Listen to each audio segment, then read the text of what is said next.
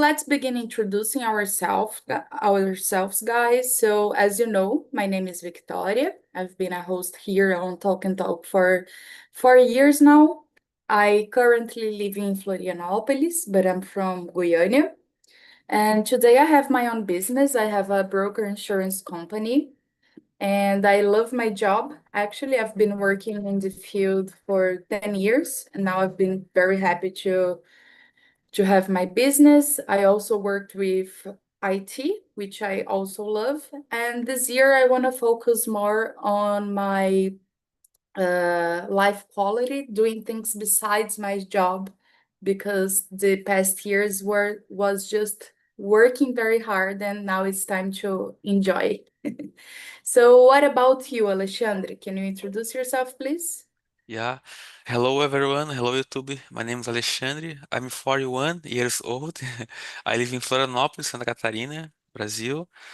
I'm a logistics coordinator. My hobbies are training bodybuilding, musculação, and training jiu-jitsu. I'm black belt jiu-jitsu. In my free time, I like study. I like to go out in evening and sorry. And even in sorry guys.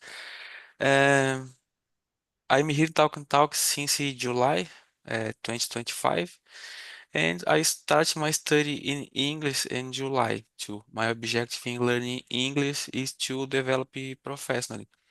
This is a little bit about myself, guys. Very nice. Thank you, Alexandre. What about you, Kleber? Hi guys, my name is Kleber. I am 27 years old. I live in Palmas, Tocantins. I am a software development.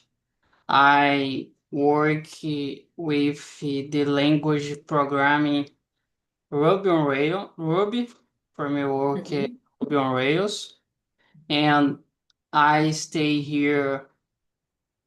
I back again now, but I participate in immersion for almost 1 year ago here.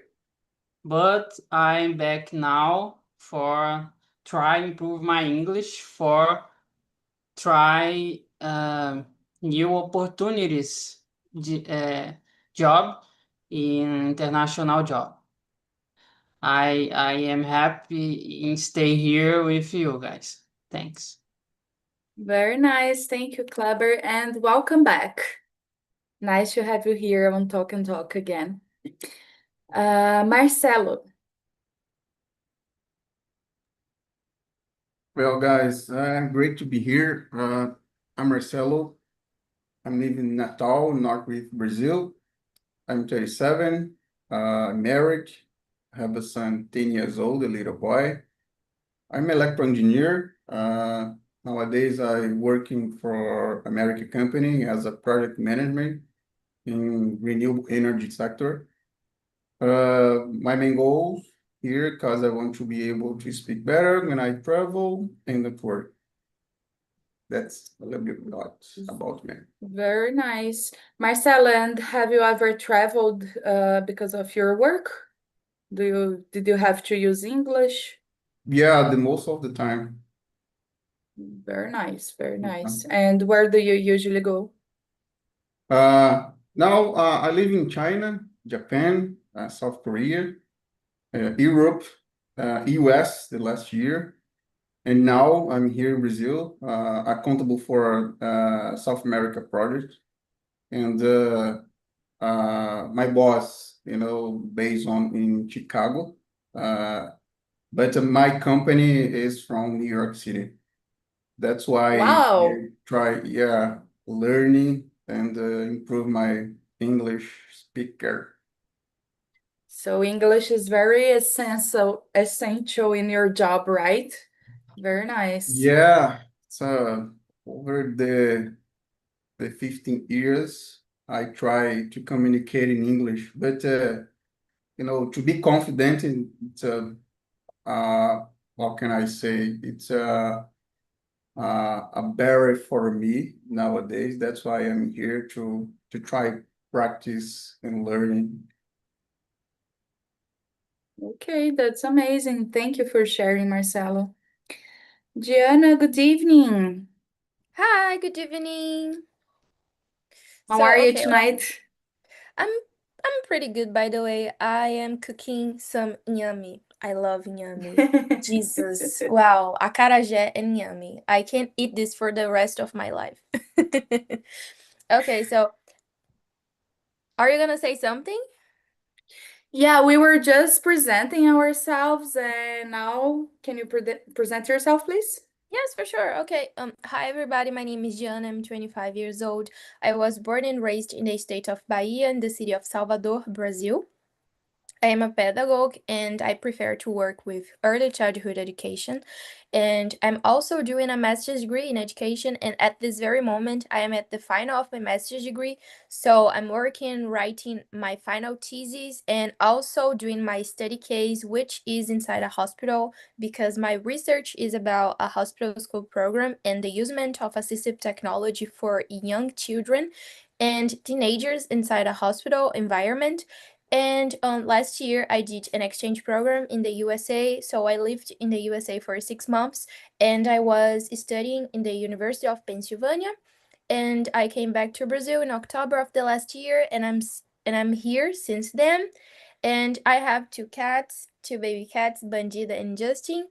And I'm not married, but I have a relationship. And everybody always laugh when I say the name of Bandida.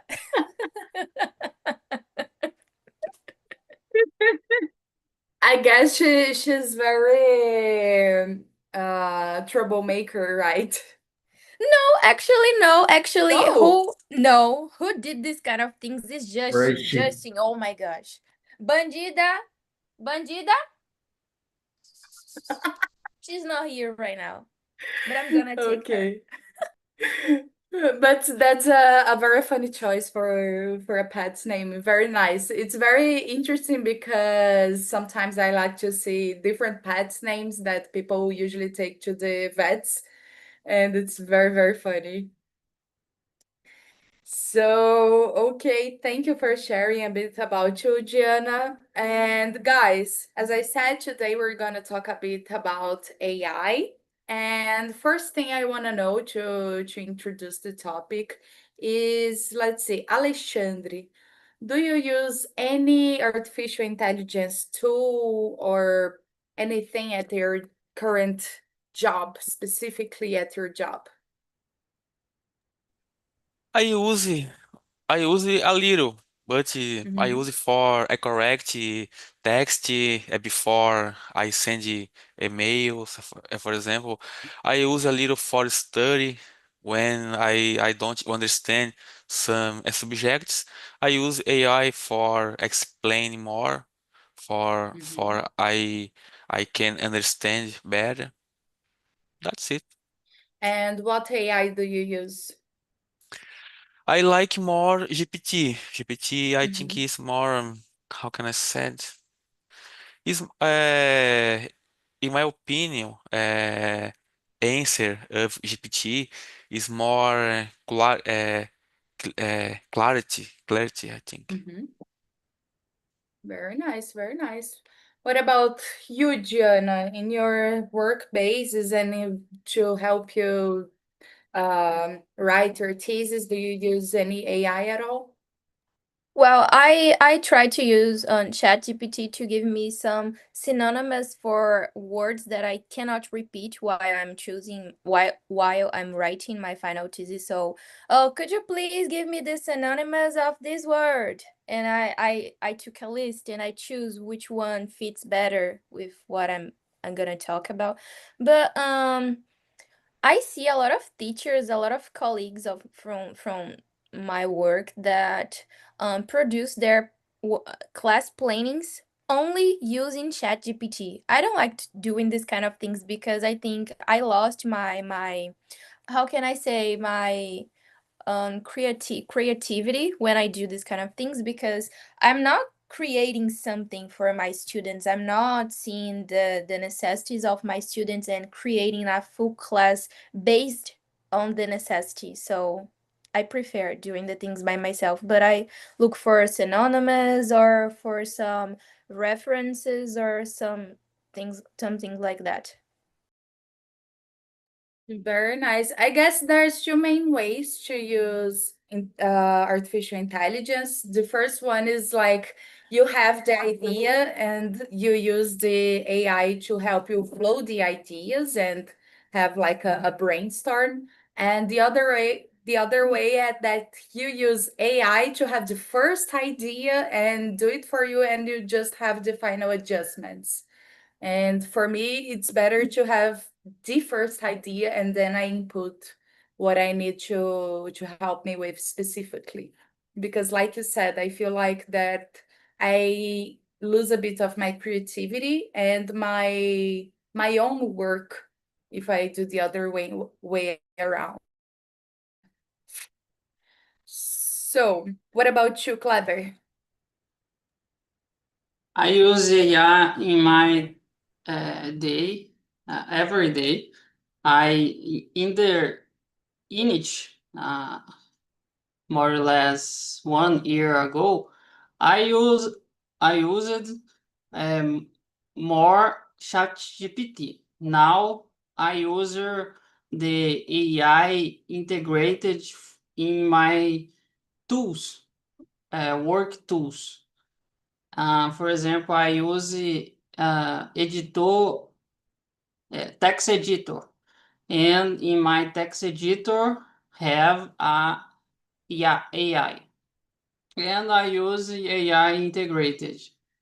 But sometimes I use GPT and Grok and another chats AI online when I have different problems, personal problems, for example. For work, I use integrated. For personal life, I use chats, AI chats online. These online AI chats, you mean ChatGPT? Yes.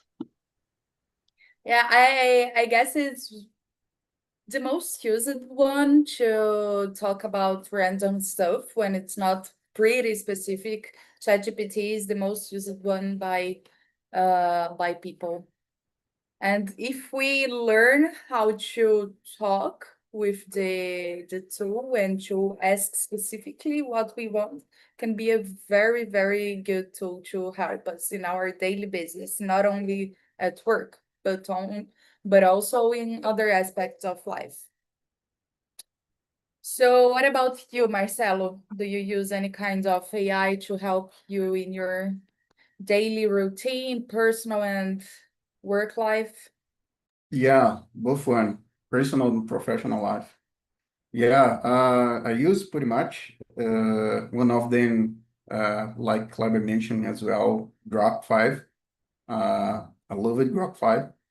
It's a kind of generative AI, help me a lot, give me different ways and different suggestions to achieve my goals, including professional goals, fix problem, something, analyze, stuff like that. And for daily routine, personal daily routine, I use to Gemini. It's helped a lot. But yeah, behind every AI, we have something called machine learning. That's why, maybe I would say over the next 3 years, I would say the AI will have the capability, develop your own conscience for sure. I do believe on that. But of course, even if this kind of thing doesn't, um, out our control, everything okay. But so far, we need to care about. But Do you think I that it's near that point to develop the conscience? would say in the max, I would say the next 3 years, from my perspective. Yeah, including AI And generative. and how do you think that it would affect our daily lives? How would that work if the AI or when the AI develop the own consciousness? It would be so tough defining intelligent. The definition nowadays about the intelligent, with AI, it's so difficult to define uh, a person or people's intelligence. For me, with AI, this kind of definition became, I would say, yeah, difficult to say something. For example, hey, Marcel is a smart guy. Are you serious? Marcel is a smart guy. Are you sure about that? That's my concern for the next 3 years. Yeah, we have to be very concerned about this kind of stuff, but I guess in general, humanity is always concerned about all the things that we don't know how it's going to be, about everything that we don't understand and we don't know yet. We kind of have some questions and our own fears, and it makes total sense because we don't have everything under our control. We create stuff and we expect to have control about everything, but we don't actually. So it's kind of one of the things to be careful about. Yeah, artificial intelligence for me is a very broad subject, because from my perspective, most people around the world, not about just Brazil, don't know what is AI. And the most people around the world has a wrong idea about AI. That's my concern. It's not, Yeah. of course, helping, it's make our day easier.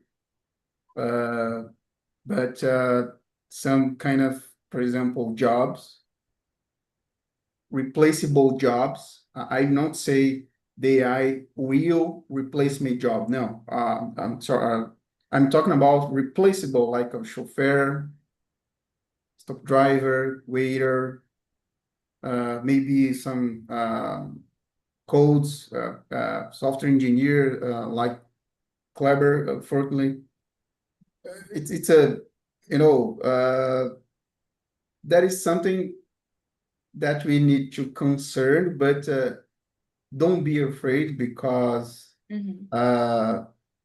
it may be just how can I say, fallacious, but we need to be aware for the next chapter. Yeah, that's true. And talking about these AIs and tools that have been used for a while now, the algorithm and the AIs that they are used when in the hiring process for the companies.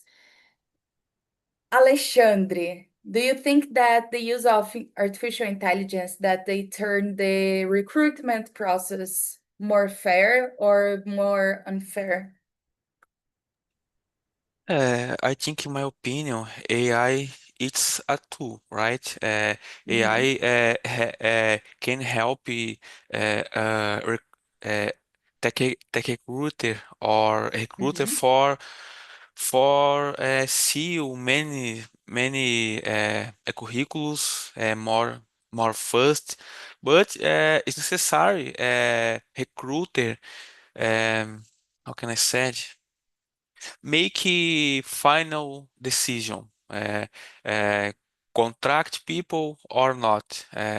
It's a decision for a person, not AI. Great, great.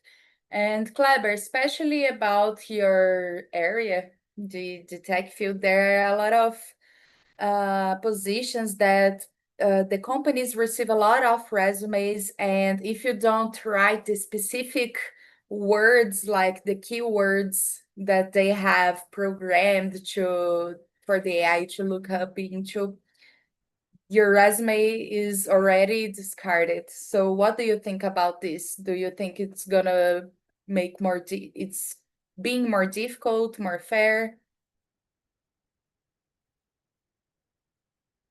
Sorry. I agree with Alexandre. The AI is a tool, and I think this tool help recruiters for find the candidates open to propose of job, and um, help us for find match and between job offer and people. And after this, the person make the job. The person will invite the people, will talk, he will available the soft skills, for example, the communication and the uh, the the behavior of the candidate. And uh, finally, in my area, we apply one test, live test, in the candidate for know if the candidate is know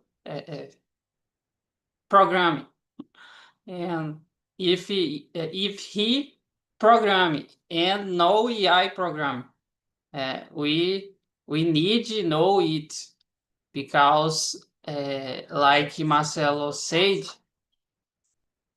the AI in program is used a lot, but we need to know if the candidate to know programming, you know.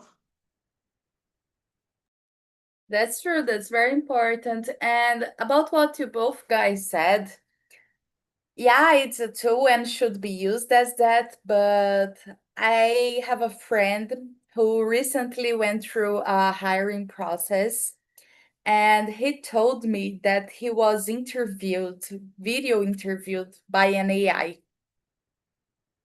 It was pretty awkward, very crazy, because it had several steps before he had the video interview, and he was excited that finally he was going to talk to somebody, because it was everything you have to input a lot of data on the website. And when he thought he was finally going to talk to someone, he was talking to an AI.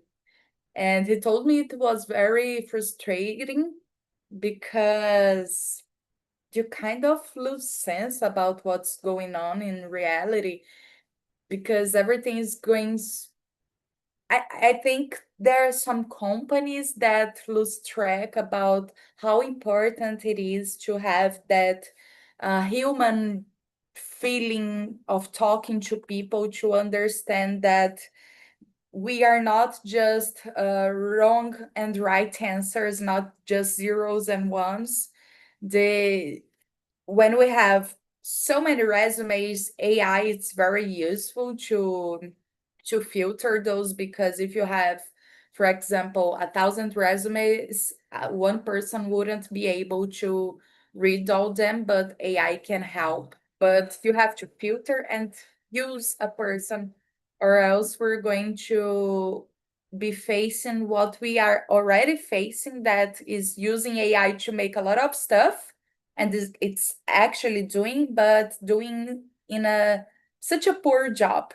We have to use AI for what is good, but we have to make our human jobs, because no one's gonna do better than us. Oh, you sent the question. So what about your opinion, Marcelo? What do you think about the hiring process? Did I already ask you that or no? Come again? Did you answer this question or no? Not yet. Okay, so you can answer, please. Sure. Well, there is AI called ATS, usually used by LinkedIn, for example, in the most recruitment in Brazil. I don't just not only Brazil, but I would say South and North America. I'm not sure about in Middle East and Europe.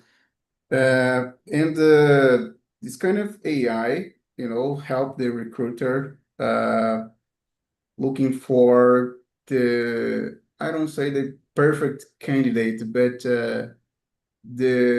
probably the good candidate by keywords. That's why, nowadays there is a high requirement from recruitment to the possible candidate, fit with this vacancy. What I mean by that, adjust your resume, for example, put it on the keywords, try to make like a depara what requirements AI asking, and try balance your resume for that. It's so important. That's why you will be defined by the recruitment. And about the algorithm, behind it, clever should be about it. Behind it, each AI, we have a coder, and this kind of coder, of course, the most of the time is a human, and as a human, they may have some kind of bias.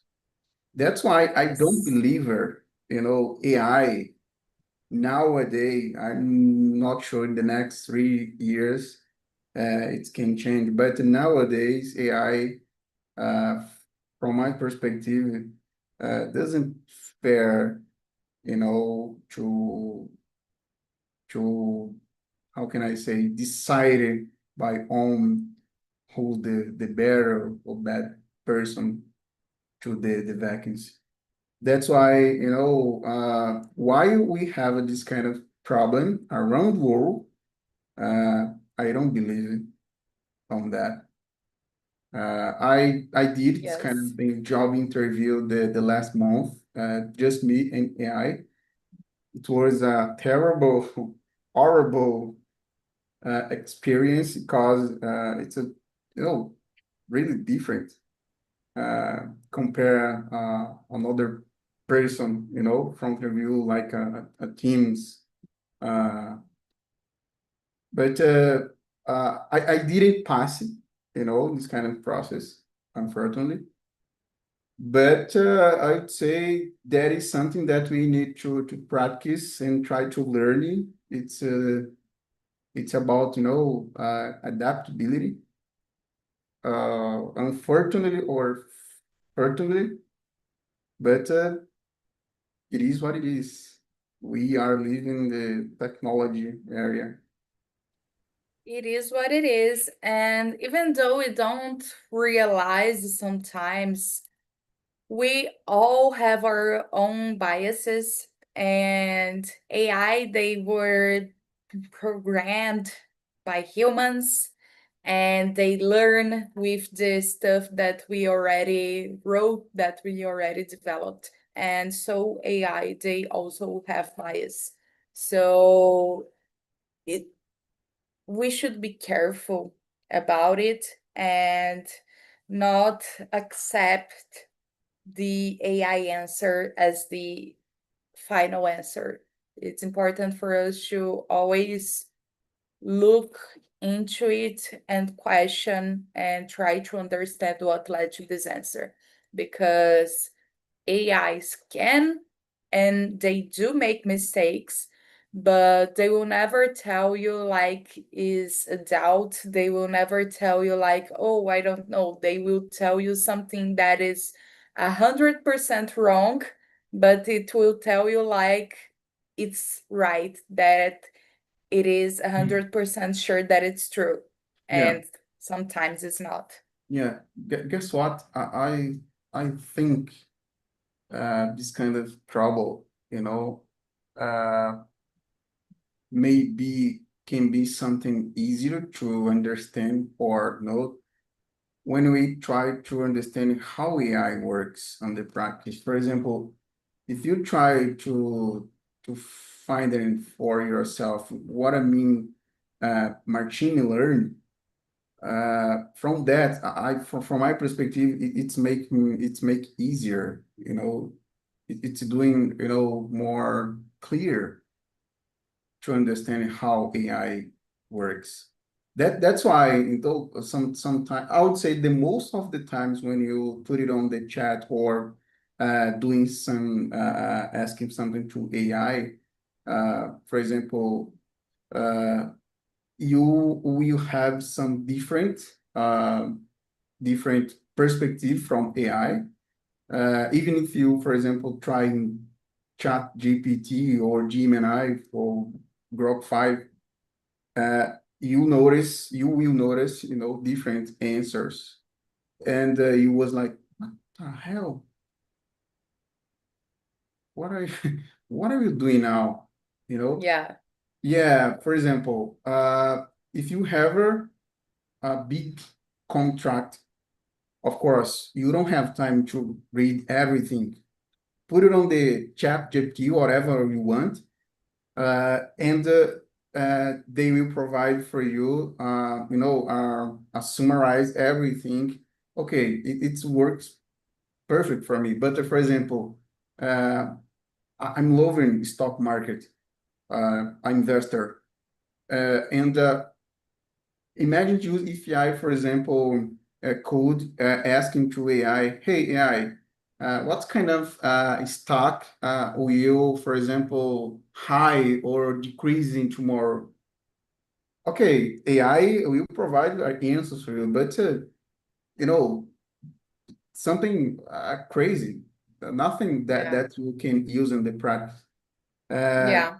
This kind of things, I think that the most people should be balancing, try to understand how AI works, because it's so danger. If you, for example, going using on your personal life some kind of advising from AI, maybe you're gonna be frustrated for sure. A lot. And let's talk about studies. We can say about school, but especially college. People are using even more AI, and like it was many years ago when the use of internet changed a lot of things. People talked about the use of internet. Now people are talking about the use of AI in college to write essays, to study, and to do everything. And Alexandre, do you think that these students that they are using artificial intelligence, they are just using a new tool, or do you think that they're actually learning less than if they were not using artificial intelligence? For sure, I think in my opinion, who use AI for making your tasks is a children or adult. It's these people not learning better because it's very easy. I use AI for making my task, but it's a illusion about about learning. In my opinion, it's necessary people make your tasks, make your text is study normal. Uh, how can I say it? Guys, I forget words.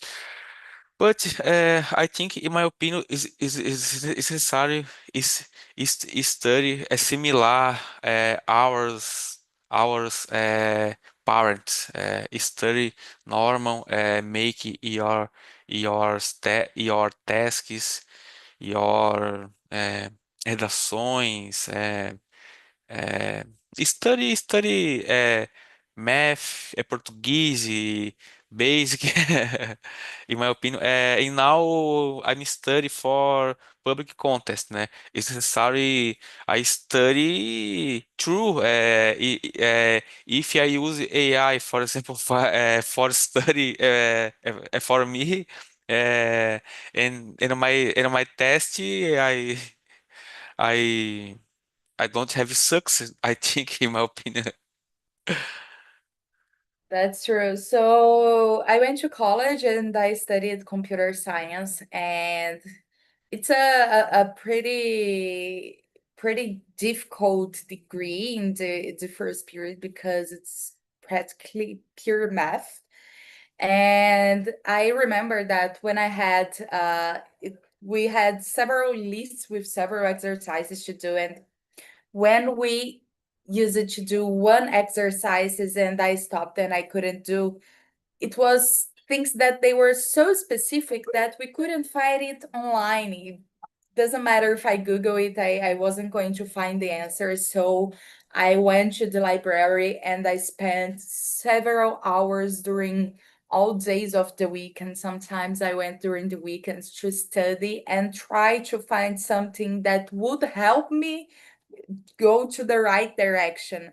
And yeah, it was much more difficult to do one task. Like it would take me much more hours, but at the final, I would learn a lot. It would be a longer way, but I believe that my basic knowledge, it would grow much stronger that if I would try to use any other tool to make the path easier, to make me straight to the answer. So sometimes, in order to learn stuff, to really learn stuff, we have to dedicate long hours to understand sometimes a simple thing, a simple concept. And when we understand that, for me, that's the basics of college. And when we understand the basic stuff, the main stuff, it's not gonna be easy, the other one, but it's gonna be easier than if you would have to learn from zero, because you don't have to learn anything from scratch now. You have the basic knowledge here, and now you can get this knowledge and develop to the other things that you need to learn. For me, it changed everything.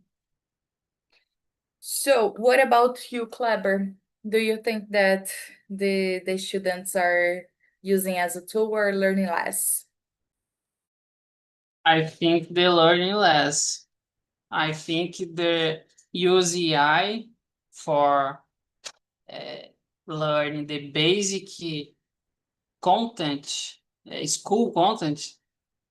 I think it's a self-sabotage in more of the time. But sometimes I think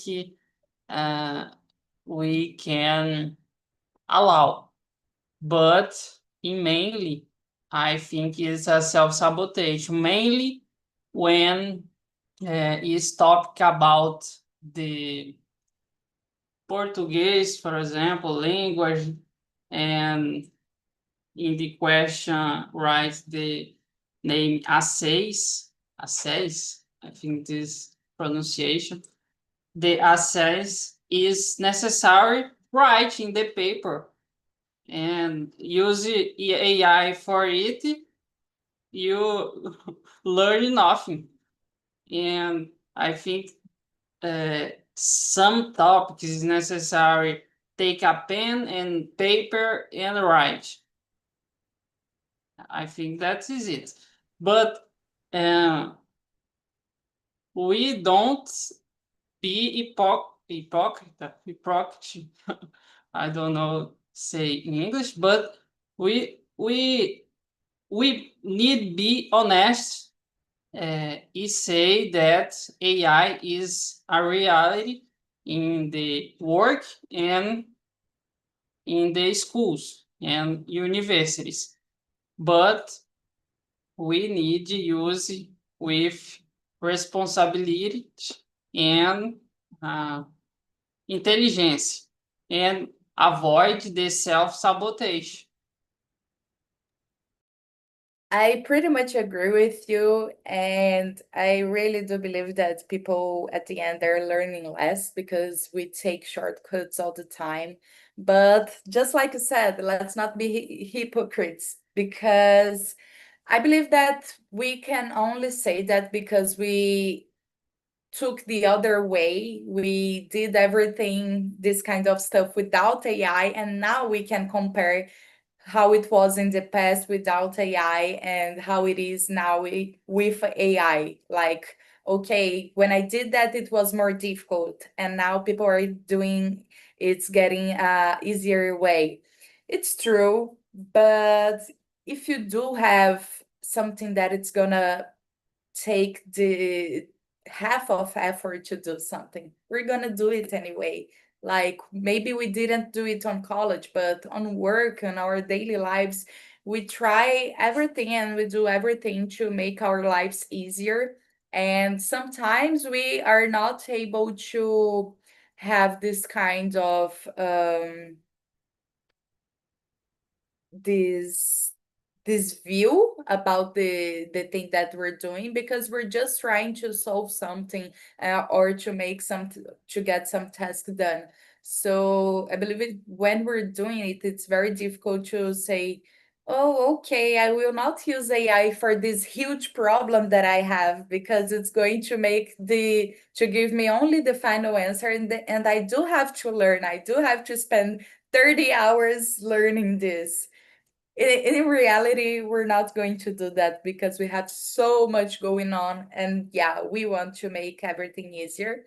So it's difficult to have that own consciousness about this kind of stuff, but I do think we should try to be conscious and choose wisely what we are using it for and what is really important.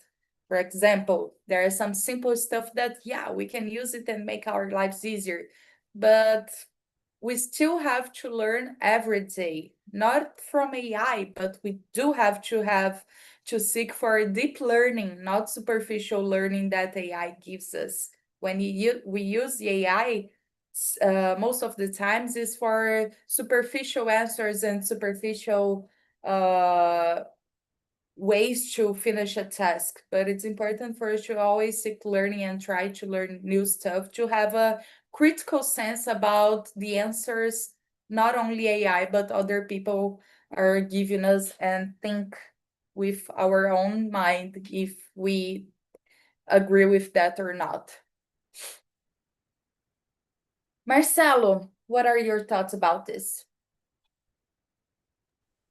Well, like Club said, I guess we live in self-sabotaging with this kind of technology nowadays. And once in happening in our life, we become automatically, of course, high practical.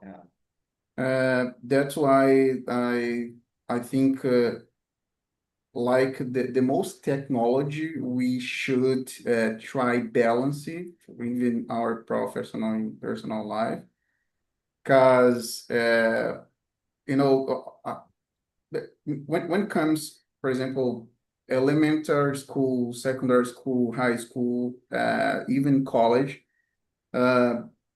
we need the main goal is develop our critical thinking. I think that is the most important thing when we try doing something analogy between our developed capability and AI. Of course, we should using technology for our become our easier life, of course, but try balance it. I would say, for example, let's talking about, for example, the secondary school. Okay. If you if they try, for example, using the AI in secondary school to doing some research about these different subjects, okay. From my perspective, that's no problem about it. But when it comes, for example, try test our critical think in our capability to solving and fix some problems. No, I disagree, because as Kleber said, it's a self-sabotage, of course. Yeah, of course, the neuroscience say, our brain looking for easier things, like pleasures, the easier path. It's a huge truth. We all know that. But the big challenge nowadays is try balancing, is developing, this requires developing our critical thinking and using the AI for easier things that can help us in our daily routine, even in personal or professional life. I think the most challenging, it's about, yeah. Yeah, it's very challenging. Like you said, I was saying also uh I guess it's kind of automatic. We always the first thing we do is try to find the easier paths to solve stuff in our lives, because we have so much stuff on our plates. So it's pretty understandable to use the tools and everything. And I don't know, but you were just talking about the school and second grade, you said? Elementary, secondary school, high school, college. Yeah, yeah. And as everything changed, I do think that it's an important time to, not for us that we don't work with that, but for the educational process to be reviewed, because things have changed a lot, and there's kids and teenagers that they are exposed to so many stuff on the internet and so many tools that would be very important to be uh, some uh, some class once a week or something like that to teach these kids and teenagers how to access and how to deal with this technology, AIs, internet at all, because the grown-ups, the adults that surrounding those kids, they don't have, most of them don't have all the time to be looking after those kids, to see what they are searching on the internet, to see what they are doing online. So it's very important to, at least at school, try to teach them to deal with that. because AI and all the internet, it's all over the world. We can control. It's not only the people here in the same room, in the same city. It's all over the world. So it's very important, not only for personal life, but also to prepare for the market when we're all going to work. Yeah, from my perspective about it, the road ride should, for example, be mindful that the AI, even some kind of other technology, should be balanced and try preservation the values. Teachers something. What are the difference between moral and ethical? Try Yeah, to sure. preservation is kind of things and so important. The second one is don't allow the ethic and moral, respect, value, stuff like that, be breaking down over the time. It's also important. That's why I think the AI should be something challengeable for all of the world. But on the other hand, I would say it can't see, it couldn't see like an eagle. No, it's not about AI being our eagle, but we should, control. Don't be, don't lose the control. It's a my concern, cause bias, stuff like that. I would say, if you have a control, that's okay. It's a good, great tool, but when it comes, for example, open the AI for everyone around the world, it's my concern. I always pretty much about it. Yeah, actually, at the end of the day, we have so many concerns about everything that's going on, but also we have to, it's important for us to realize that it helped us in so many other ways. So it's a two-way road. So, guys, I guess our time is up for tonight. I had an amazing time talking about technology with you guys. I hope you had fun as well. So I want to thank you, Kleber, Alexandre, and Marcelo, for being here tonight, and wish you all a great week and an amazing holiday for you guys. Bye-bye. You too. See you around. Bye. Bye bye. Thank you.